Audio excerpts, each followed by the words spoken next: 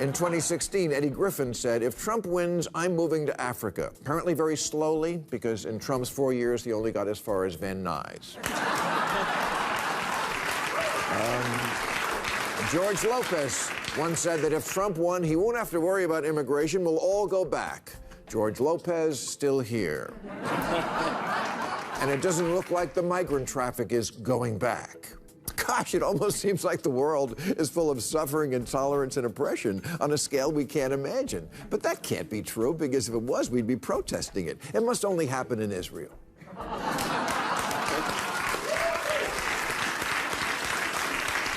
And if, for your exile, you do wind up in some comparatively luxurious place like Canada or Japan or the UK, not that they want you.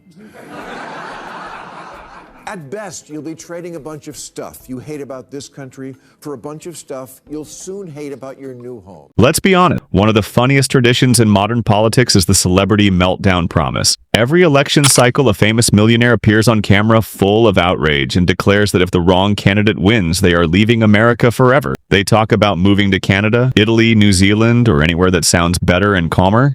But then time passes and they are still right here, living the same life, attending the same events, and collecting the same huge paychecks. So it starts to feel less like a real plan and more like a performance. That is exactly why Bill Maher calling it out hits hard, because the pattern is obvious. It is easy to say a country is unbearable while still enjoying all the benefits of it. And if you truly believe in change, you do not just threaten to leave, you stay and try to fix it. If you run for office in America, you have to want to live here.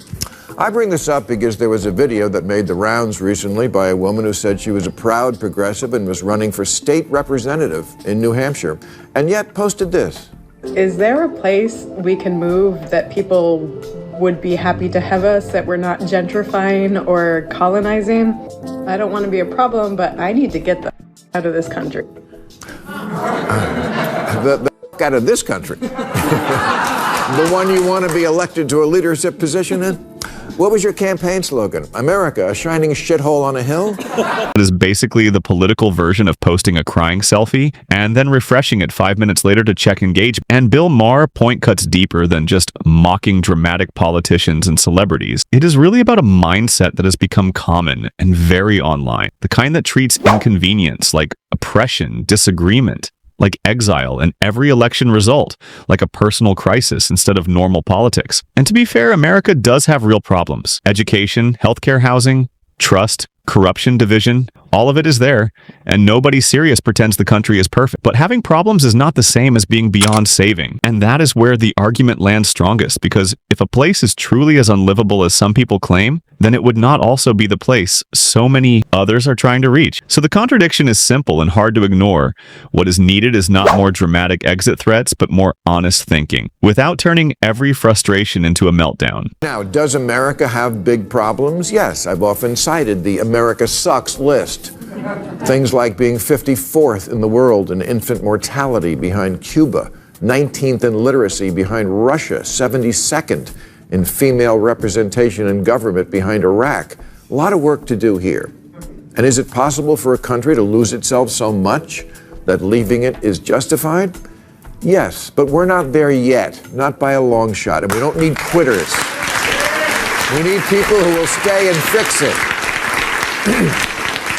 Maybe the problem isn't that America isn't worth defending. Maybe the problem is that lots of people today are entitled whiners who have no perspective and no idea how good they have it. One side, you constantly hear the message that America is systemically broken, deeply unfair, and just one election away from becoming unrecognizable. And on the other side, many of the same voices argue it should remain open, welcoming, and attractive to millions of people looking for a better life. So the question is simple. What is it really? Is it a hopeless nightmare or a land of opportunity? Because it cannot keep being both, depending on which talking point sounds more powerful in the moment. 59% of self-identified liberals say there have been times when they considered leaving America for good, like after NBC canceled The West Wing.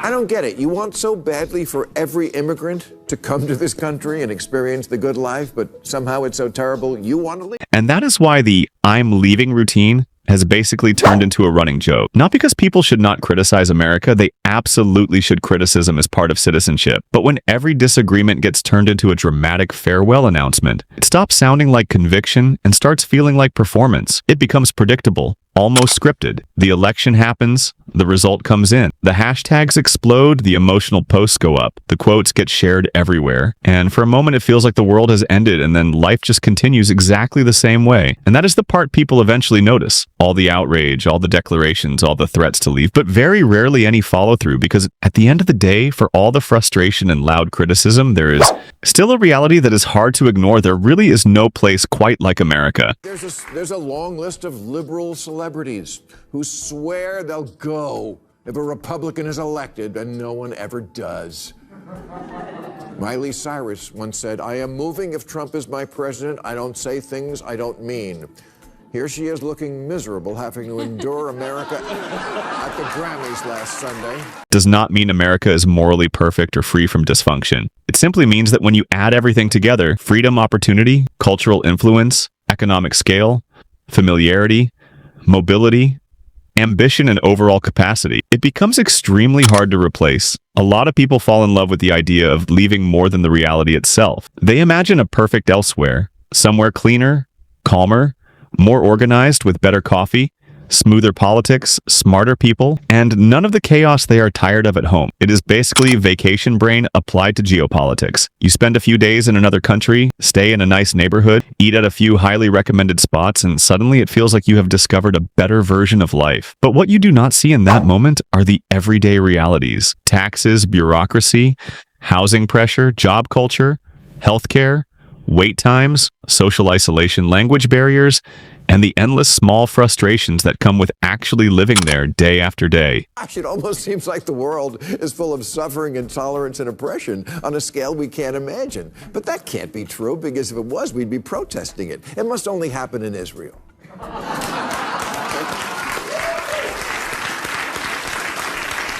And if, for your exile, you do wind up in some comparatively luxurious place like Canada or Japan or the UK, not that they want you,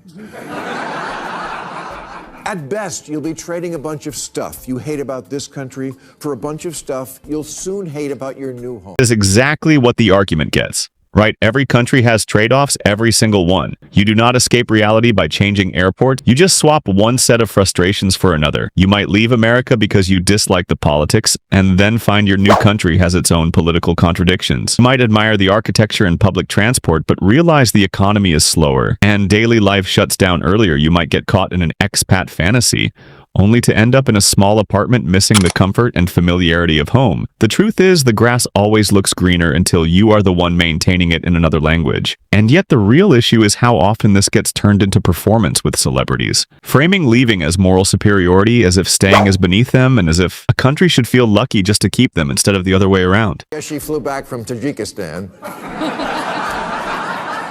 In 2016, Eddie Griffin said, "If Trump wins, I'm moving to Africa." Apparently very slowly, because in Trump's 4 years, he only got as far as Van Nuys. George Lopez once said that if Trump won, he won't have to worry about immigration. We'll all go back. George Lopez still here. And it doesn't look like the migrant traffic is going back. Is where the average person understandably starts rolling their eyes, because most people do not have the luxury of treating countries like mood boards. They have families, bills, jobs, neighborhoods, and roots. They cannot turn political frustration into an international relocation fantasy, and when celebrities do it, it is annoying. But when politicians do it, it becomes something more revealing, because leadership is not just about policy, it is also about tone and morale. If you want to represent people, you should not constantly describe the place they live as if it is beyond saving, because language shapes perception, and perception shapes trust. And there is something corrosive about seeking power while repeatedly telling the public that their home is broken beyond recognition. And that does not feel like leadership. It feels like demoralization packaged in campaign language. It took me only 4 days in Amsterdam to learn that while I admire Amsterdam, I don't want to live there. The buildings are cramped and shaped like needles. The food is awful. The TV's in a different language. It's wet and cold. The people are polite but cold, and they do a bunch of weird. The explanation for, according to my friend, was just remember they're high. This is where the broader problem comes into focus. So much modern political messaging is built around making people feel emotionally cornered, not informed and not persuaded, but cornered. Everything becomes the worst thing ever.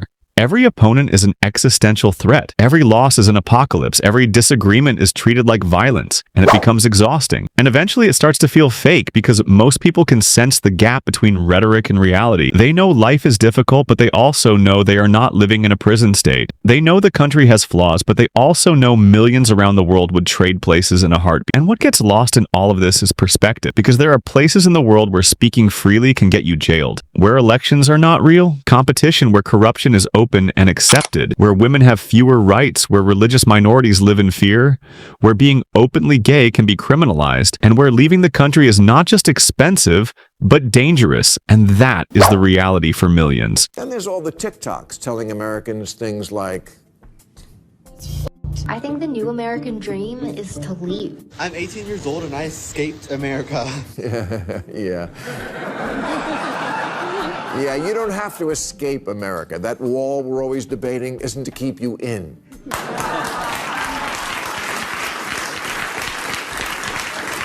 The New Republic just ran a story about the vulnerable minorities who want to flee America, including the author, a gay man trapped in the dystopian homophobic hellscape that is New York City.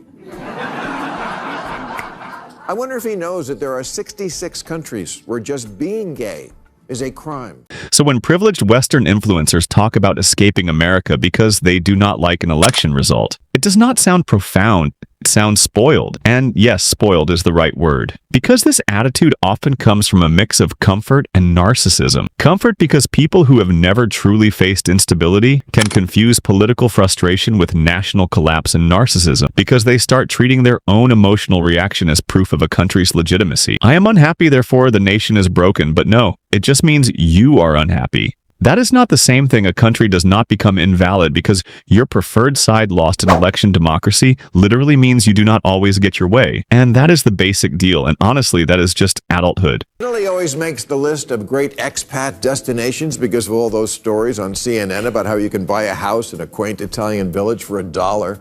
Except it's not a house in the way we think of one, as a structure with plumbing and electricity and a roof.